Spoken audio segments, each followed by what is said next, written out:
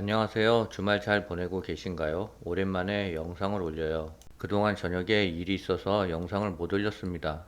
엔비디아가 23일 실적 발표를 하는데요. SOX한테는 중요한 이벤트가 될 것 같아요. 중국의 CATL은 괴물 배터리를 내년에 양산을 한대요. 중국은 21일 내일 금리 인하 발표 예정에 있어요. 조심스럽긴 하지만 차이나 전기차 그래프가 쌍바닥 신호가 나온 것 같아요. 구독, 좋아요 부탁드립니다. 차이나 전기차는 다시 마이너스 41%가 되었고요.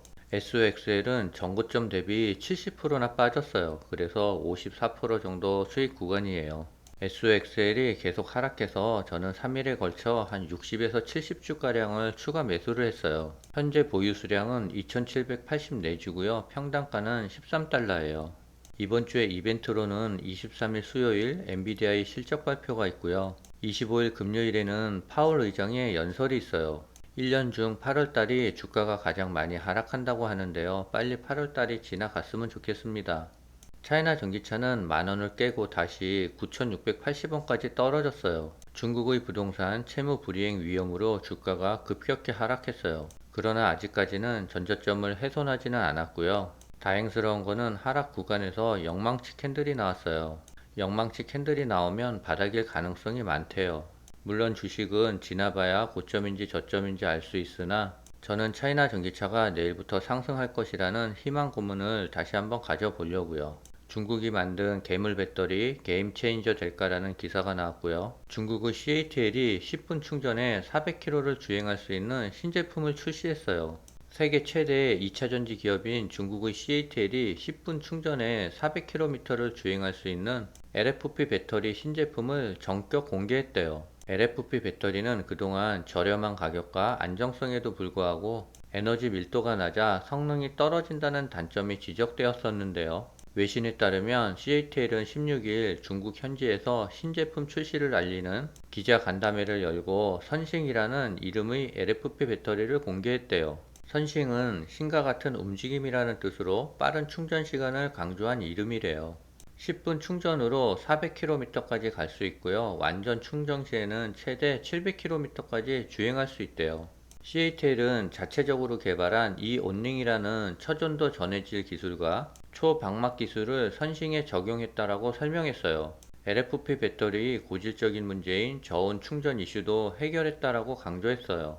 선싱 배터리는 영하 10도의 온도에서도 30분 안에 0%에서 80%까지 충전할 수 있다라고 해요. CATL은 올해 말 대량 생산 체계를 갖춘 후 2024년부터는 이 제품을 출시할 수 있다라는 설명이에요. 이에 따라 내년에 출시하는 전기차에는 CATL의 신형 LFP 배터리가 탑재될 가능성이 있대요. 테슬라는 2021년부터 저가형 전기차 모델에 LFP 배터리를 적용했는데 CATL이 성능을 개선한 제품을 내놓음에 따라 이를 채택하는 글로벌 완성차 기업들이 더 늘어날 것으로 보인다고 합니다. 중국 당국은 18일 침체한 주식시장을 활성화하고 투자자 신뢰를 높이기 위한 조치로 28일부터 거래 수수료를 인하할 계획이래요. 증시 활성화의 일환으로 선정과 상하이 증권거래소는 중개인의 거래 수수료를 8월 28일부터 인하한대요. 증감에는 선정과 상하이 거래소가 A주와 B주 수수료를 거래 금액의 0.00487%에서 0.00341%로 30%를 내린다라고 전했어요. 또한 주식펀드의 개발을 촉진하고 거래 시간 연장 계획도 검토 추진하며 상장기업 투자 매력 제고에도 노력을 기울일 방침이라고 해요. 현지 애널리스트는 이번 조치에 대해 투자자가 극히 비관적이던 시장을 단기적으로 지원하는 효과가 있을 것이라는 전망이라고 합니다. 중국 경제가 나락으로 가기 전에 인민은행이 구원투수로 나섰대요. 헝다그룹이 미국에 파산보호 신청을 했는데요. 헝다그룹은 채권자들로부터 채무 변제 시간을 확보하기 위해 이 같은 결정을 한 것으로 풀이된대요. 2021년 말 헝다그룹의 디폴트 사태 이후 2년간 이어진 부동산의 침체 여파로 상대적으로 우량한 국유 부동산 개발업체도 영향을 미치기 시작했다는 평가인데요. 부동산 개발업체들의 도미노 붕괴 우려가 커지자 중국의 인민은행은 유동성 공급을 통한 시장 안정화 조치에 나섰대요. 18일 블룸버그 통신에 따르면 홍콩과 중국 증시에 상장한 38곳의 국유 부동산 개발업체 중 18곳이 상반기 잠정 실적 발표에서 손실을 기록했고요. 상장사 절반 가까이가 손실이 예상된대요. 이에 인민은행은 17일 발표한 분기 통화정책 보고서에서 부동산 개발 회사를 지원하기 위한 특별 대출 프로그램을 내년 5월까지 연장할 것이라고 밝혔어요. 인민은행은 부동산 시장의 건강한 발전을 보장하기 위해 정책 도구를 더욱 효과적으로 사용하고 개발자들이 프로젝트를 이행할 수 있도록 지원을 이어가겠다라고 약속했어요. 통화 당국이 주택 사업에 대한 금융 지원 강화 방책을 사실상 밝힌 것이래요. 2020년 이후 중국 정부는 순부채 비율 100% 이하의 조건을 만족시키지 못한 부동산 개발 업체는 은행 대출을 전면 중단하는 등 강력한 규제 정책을 펼쳐왔대요. 외부 돈출 차단은 기존의 부채를 통해 사업을 확장해온 부동산 개발 업체들이 유동성 위기에 빠질 결정적 이유가 됐대요.